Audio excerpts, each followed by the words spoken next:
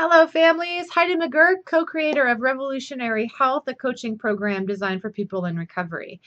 Today, I want to talk to you about something that comes up over and over and over again during Family Transformation Weekend, and that is the belief that families have that somehow this is their fault. It shows up over and over again as that feeling of guilt, that feeling that there's something I could have done or didn't do that created this disease as a result.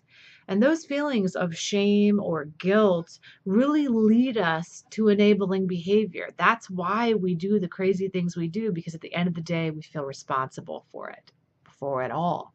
So I want to talk today about how it's not your fault. Let's have a story first. Let's pretend there are two little girls who grow up in a highly, and I mean highly, dysfunctional home. Let's pretend that it's abusive.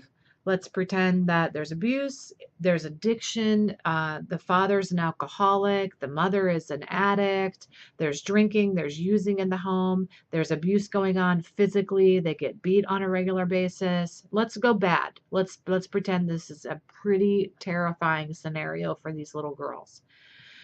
So these little girls grow up within the home with a message that they're not good enough, they're not worthy of love, that they don't deserve it. They get called names on a regular basis. One little girl grows up to become a woman who seeks out abusive relationships. She picks men who beat her, who hurt her. She picks friendships where she gets used and abused. She becomes an alcoholic herself. She can't hold down a job. She just basically is highly dysfunctional herself.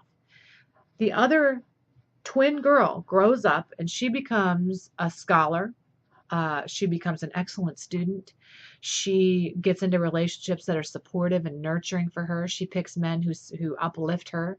And she becomes a woman who is a career-driven woman, and she's motivated in her work, and she makes a difference every day. When you ask these two now grown women why they turned out the way they did, what will they say? They will give you the exact same answer. Well, with the way I grew up, what else did you expect? One will use it as a reason to become a victim. She will say things like, well, my dad was an alcoholic and that's why I drink. My parents were abusive and that's why I pick people who hurt me. And what else did you expect? The other woman will grow up and she say, well, my parents were addicts and alcoholics, so I vowed I would never touch a drink or take a drug. And my parents were abusive, so I vowed that I would never, ever be in relationships where I was treated that way, because deep down I always knew I deserved better. You see, no matter what happened in this person's life who's now dealing with alcoholism or addiction, that's trauma doesn't create the disease. Habit does. In other videos, we teach exactly how somebody becomes addicted.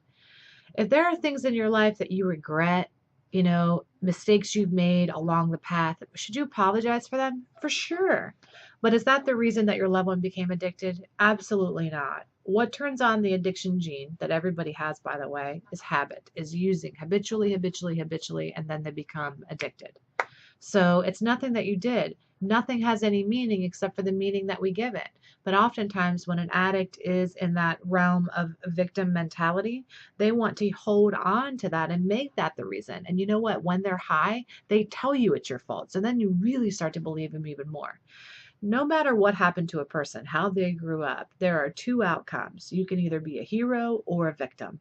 And people who grow up in that circumstance that blame that, they're choosing to be the victim in that situation, and somebody else who assigns a different meaning will be the victor. So it's really up to the person what a meaning they assign to the challenges that they've had. So again, it's not your fault. I know it's going to take more than one video. Believe me, I totally understand. We're going to have to keep having this conversation because you feel convicted. I understand that, and it's our goal at Revolutionary Health to start to set you free. I look forward to serving you in another video, but in the meantime, please leave your comments below. Do you carry it around that it's your fault? How does that impact you? And what effect does that have on your life? I look forward to serving you soon, and I'll talk to you very soon. Bye-bye, families. Have a great day.